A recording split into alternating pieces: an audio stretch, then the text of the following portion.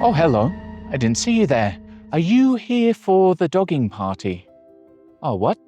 Oh, you must be here for the epic Pro Video smartphone shootout, where we put the Google Pixel 10 Pro, the first device to unlock 12-bit DCG RAW video, up against the Xiaomi 15 Ultra, the Samsung S25 Ultra, and the iPhone 16 Pro Max.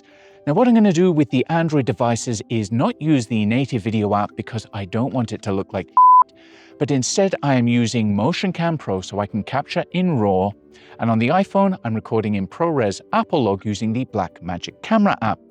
What I'll do in post is convert all the Android devices to Rec 2020 Apple Log so they better match the iPhone, and then I'm applying my GLOAT LUT for Apple Log on all 4 cameras. Now for this shot, I am not using an ND filter because I do not have 4 of the same model and I don't want to skew the results. But for everything else in this video, I am using this ND64 filter. I've linked to it in the pinned comment if you want to check it out.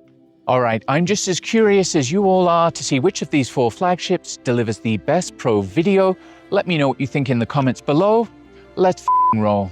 Hold up a minute, Future Elliot here on the Google Pixel 10 Pro. I've just reviewed the footage, which is very surprising by the way, but I wanted to give you a quick heads up before we roll proper that the test footage was shot under rapidly changing lighting conditions, so it's sunny on one phone, shady on the next.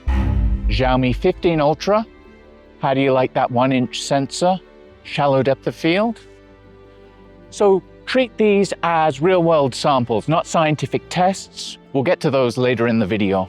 Also, there were a couple of shots where the autofocus didn't work. One was user error. I'd enabled lock focus on record in MotionCam Pro on the Google Pixel 10. But on another, the Blackmagic Camera app just bugged out on the iPhone and failed to work. Is it working now? I thought I could trust you, iPhone. But not on the S25 Ultra. The autofocus performance on this device has been great. Don't let me down. Be good. All right, with all of that said, now let's roll.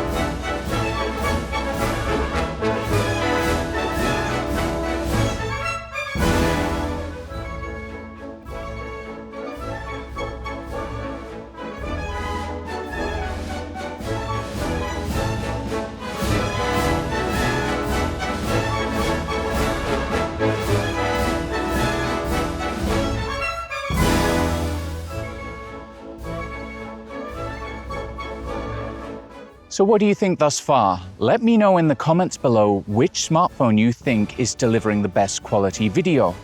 Now, before we get to the low light test, which is probably the most interesting test in this video, I wanted to pause and talk about an issue that is unique to the Pixel 10 Pro that I have never experienced on any other smartphone, Android or iPhone, and that's if you're using one of these, an ND filter. An ND filter is used to cut the amount of light that reaches the lens so that you can film with a 1/48th shutter speed even in daylight for filmic motion blur. As soon as you attach an ND filter to the Pixel 10, you'll notice a distracting purple pulsing light reflected in the filter that completely destroys your image, and this is caused by the LDAF sensor. LDAF stands for Laser Detect Autofocus, and it's positioned right next to the main lens. To get rid of this, you'll need to use either electrical tape or blue tack. You'll need to cover the sensor totally, pushing right up on the lens to eliminate all reflection.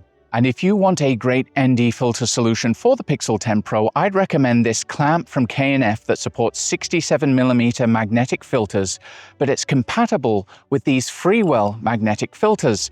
I've just picked up an entire kit. They're currently 40% off on the Freewell website. They're optically excellent and covers the full range, and I've linked to them in the comments below. All right, now let's get into the low light tests.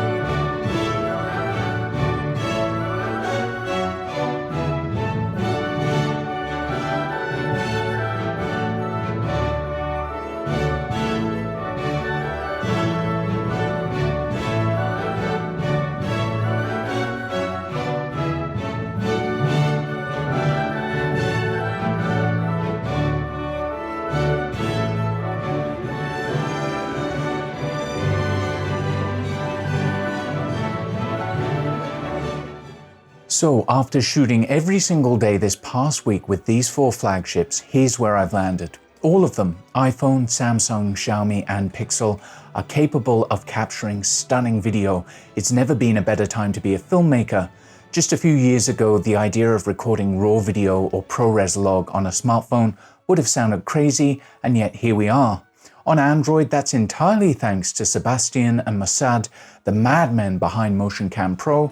Without this app, I'd honestly sell every one of these Android devices and stick with the iPhone. But with it, we get cinema cameras in our pockets. Each of these smartphones can produce images worthy of an A cam and match easily with mirrorless or cinema cameras as a B cam. But which is best depends on what you value most. For pure image quality, RAW video on Android beats ProRes Apple Log hands down. RAW gives you better colors, more dynamic range, and true highlight and shadow recovery that Apple Log simply can't.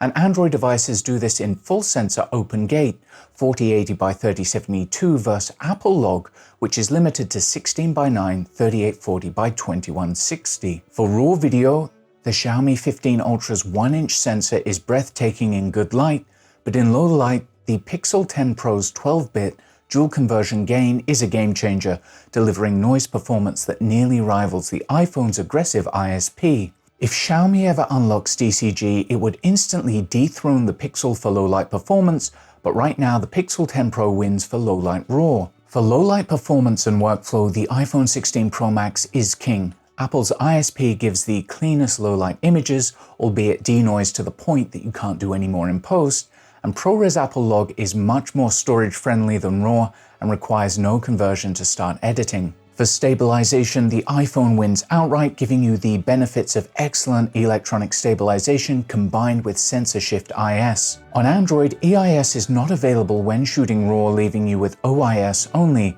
Samsung S25 Ultra is the best here, Xiaomi second, and the Pixel is really awful, though Resolve can smooth them all out in post. And lastly, when it comes to autofocus, the iPhone performed the best overall, followed by the Samsung S25 Ultra, and the 15 Ultra and Pixel 10 Pro are tied for last. Also, the LDAF on the Pixel is really annoying, and having to cover this with blue tack to use an ND filter obviously impacts the quality of autofocus. If you already own one of these devices, you've got a pro video beast in your pocket. If I had to choose just one, I couldn't. I'd pick two: the iPhone for its excellent workflow and Apple Log, and the Xiaomi 15 Ultra for the absolute best quality video on a smartphone today, as well as reliable direct log performance in MotionCam Pro, something the underpowered Pixel 10 Pro can't come close to matching. And Xiaomi, stop fucking around and unlock DCG. Seriously. So those are my thoughts. I'd love to hear yours in the comments. If you enjoyed this deep dive, share the video, subscribe, and check out my GLOAT LUT for Apple Log, which works beautifully with RAW video on Android via a color space transform in Resolve. Thanks for watching. I'll see you in the next one.